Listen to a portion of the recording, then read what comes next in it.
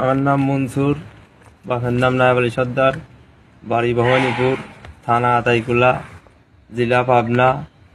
14 তারিখে রাত 11টার সময় সুজন মেয়েকে মেরে পুকুর পাড়ে রেখে আমি এই গাড়ি ঢাকা গেছিলাম।